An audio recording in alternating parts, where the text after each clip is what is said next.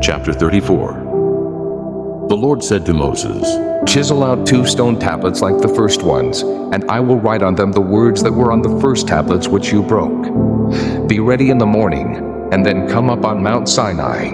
Present yourself to me there on top of the mountain. No one is to come with you, or be seen anywhere on the mountain. Not even the flocks and herds may graze in front of the mountain. So Moses chiseled out 2 stone tablets like the first ones, and went up Mount Sinai early in the morning, as the Lord had commanded him.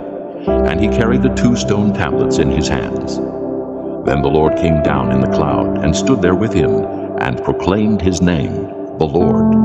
And he passed in front of Moses, proclaiming, The Lord, the compassionate and gracious God, slow to anger, abounding in love and faithfulness, maintaining love to thousands, and forgiving wickedness, rebellion, and sin. Yet he does not leave the guilty unpunished. He punishes the children and their children for the sin of the fathers to the 3rd and 4th generation. Moses bowed to the ground at once and worshipped. O Lord, if I have found favor in your eyes, he said, then let the Lord go with us. Although this is a stiff-necked people, forgive our wickedness and our sin, and take us as your inheritance. Then the Lord said, I am making a covenant with you. Before all your people, I will do wonders never before done in any nation in all the world. The people you live among will see how awesome is the work that I, the Lord, will do for you. Obey what I command you today. I will drive out before you the Amorites, Canaanites, Hittites, Perizzites, Hivites, and Jebusites. Be careful not to make a treaty with those who live in the land where you are going, or they will be a snare among you. Break down their altars, smash their sacred stones, and cut down their Asherah poles.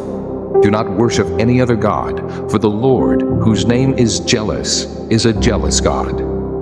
Be careful not to make a treaty with those who live in the land, for when they prostitute themselves to their gods and sacrifice to them, they will invite you, and you will eat their sacrifices. And when you choose some of their daughters as wives for your sons, and those daughters prostitute themselves to their gods, they will lead your sons to do the same.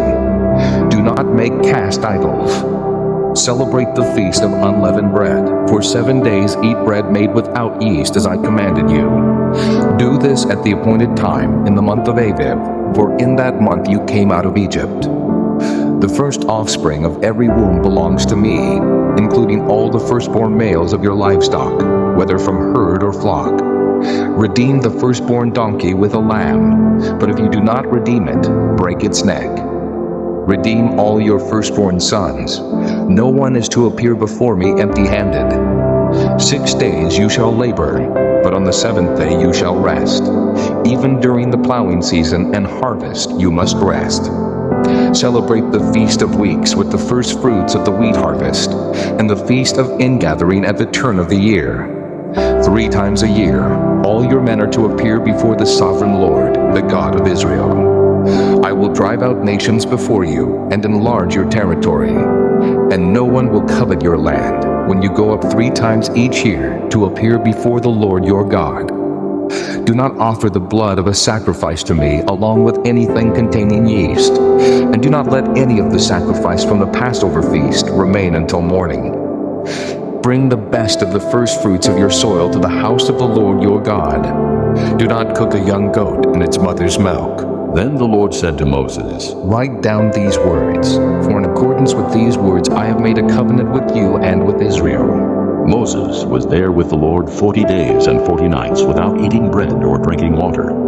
And he wrote on the tablets the words of the covenant, the 10 Commandments. When Moses came down from Mount Sinai with the 2 tablets of the testimony in his hands, he was not aware that his face was radiant because he had spoken with the Lord.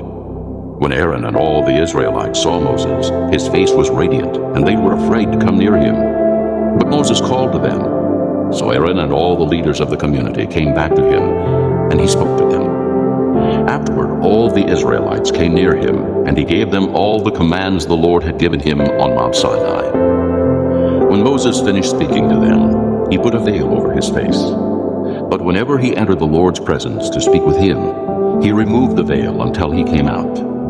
And when he came out and told the Israelites what he had been commanded, they saw that his face was radiant. Then Moses would put the veil back over his face until he went in to speak with the Lord.